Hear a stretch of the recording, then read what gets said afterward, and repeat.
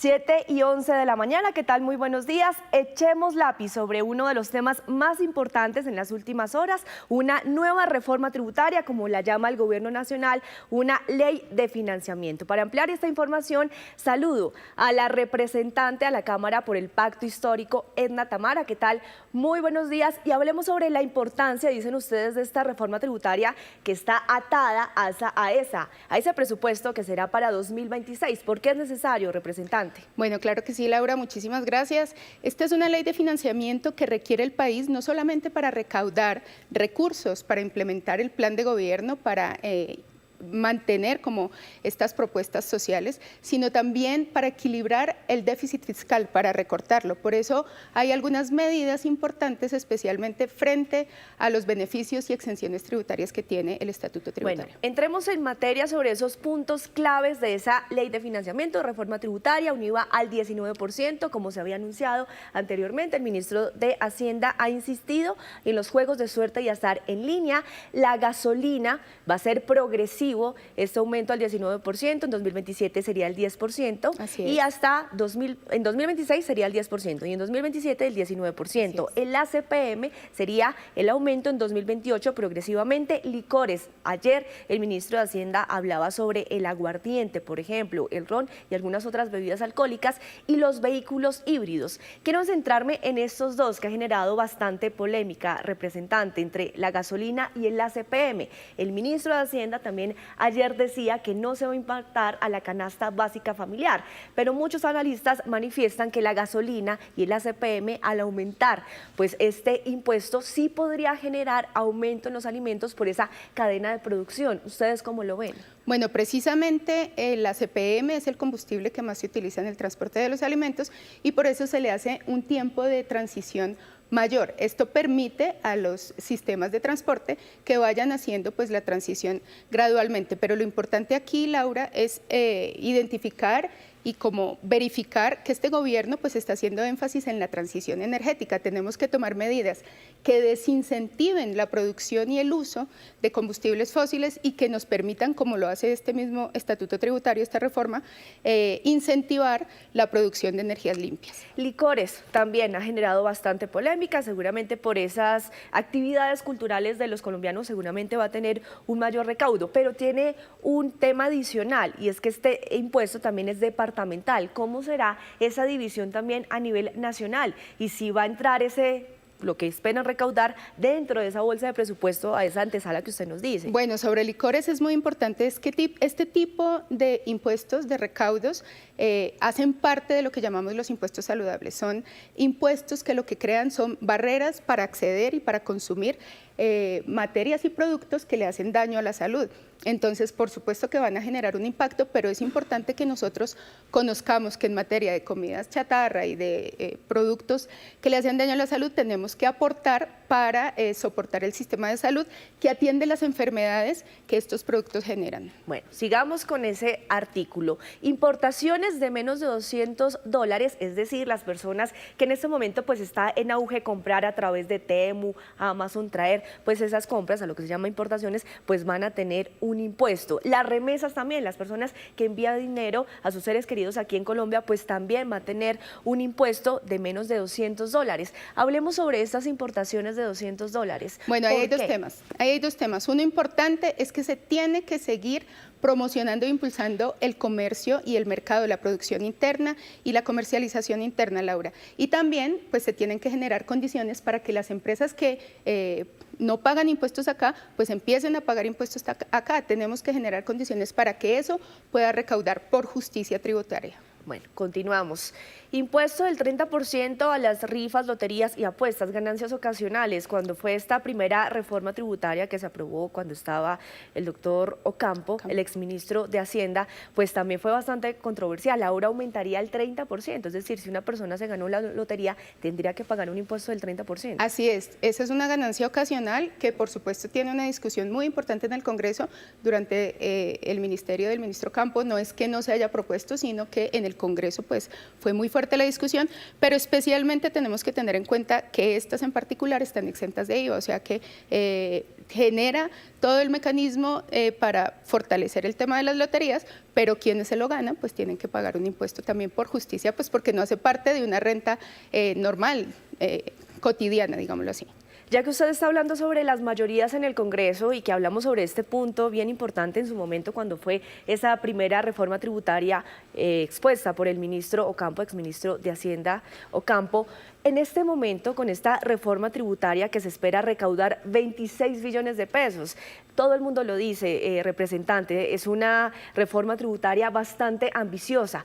¿Cómo está el termómetro en el Congreso? ¿Sí está dicho para que se pueda aprobar o para llegar a algunos consensos, de pronto para bajarle algunos de estos impuestos, mientras pues ya seguimos con los otros? Bueno, yo creo que lo más importante es que el Congreso se ha dado cuenta de lo importante es de dar el debate. El año pasado hubo muchísimas dificultades que lo que bloquearon fue la conversación, el diálogo y el consenso. Y en este momento yo creo que el Congreso está dispuesto a discutir, estamos trabajando muy juiciosamente sobre el presupuesto y para hablar sobre el presupuesto pues tenemos que hablar de estos 26 billones de pesos contingentes que se van a recaudar después de este debido debate y concertación con el Congreso de la República. Perfecto, seguimos con los otros. Aumento la tarifa de renta, en este me quiero enfocar porque en las redes sociales, pues hay que decirlo, representante, se ha dicho bastante sobre del impuesto de renta, se ha hablado que sea a partir de los 4 millones de pesos, si una persona gana 4 millones de pesos pues le iba a aumentar la tarifa, cosa que no es así. Eso no es Lo así. que dice el articulado, la ganancia es a partir de más de 7 millones de pesos, aumentaría un punto de 28 a 29%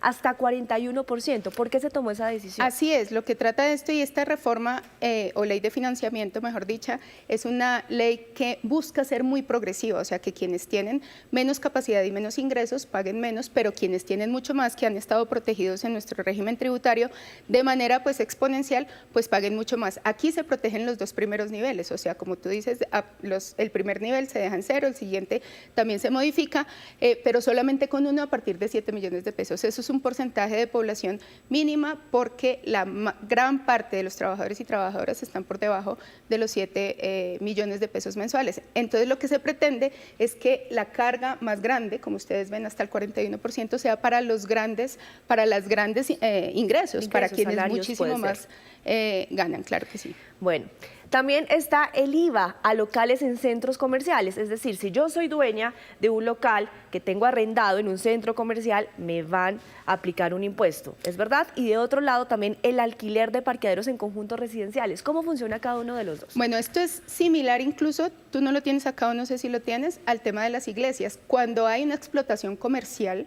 pues eso debe hacer parte de los tributos que se deben contribuir a la nación. En este caso, pues los centros comerciales tienen capacidad de producción y tienen capacidad de aportarle esta exención o este beneficio que estaba antes adquirido. Y lo mismo pasa con los alquileres de conjuntos cerrados. Estos son propiedades que pertenecen al conjunto, no son propiedades en los casos en que tienen propiedad particular, pues no entra en esta medida. Y las iglesias también yo quiero aclarar eso. Los cultos religiosos, pues todas las actividades de culto religioso no tienen ningún recaudo, no se le pretende hacer, pero cuando hay acciones comerciales adjuntas como ventas, como almacenes, como otro tipo de servicios, pues eso sí debe hacer parte del sistema tributario regulado. Representante, muchísimas gracias por acompañarnos a esta hora, poder entender los puntos más importantes de esta ley de financiamiento, reforma tributaria, pues son más o menos 40 impuestos entre modificaciones, algunos aumentos de estos gravámenes y gracias pues por traer esta pedagogía bastante importante porque hace pocas horas pues se conoció este articulado y por supuesto nosotros vamos a seguir haciendo la pedagogía necesaria para saber a quiénes va a impactar y cómo están esas mayorías en el Congreso. Claro que sí, muchas gracias, sobre todo pues a la gente que vaya conociendo y que se vaya dando cuenta que este es una ley de financiamiento que no impacta ni a la clase baja ni a la clase media y vamos a estructurar un estatuto financiero, un estatuto tributario que pues sea equilibrado, justo y progresivo. Perfecto, representante, muchísimas gracias. Laura, representante, gracias. Pues vamos a seguir ahondando en cómo toca el bolsillo de los colombianos esta propuesta de reforma tributaria o ley de financiamiento que está haciendo el gobierno ante el Congreso. Para ello estamos en contacto a esta hora con el exdirector de la DIAN, Lisandro Junco. Bienvenido y gracias por estar con nosotros en Noticias Caracol.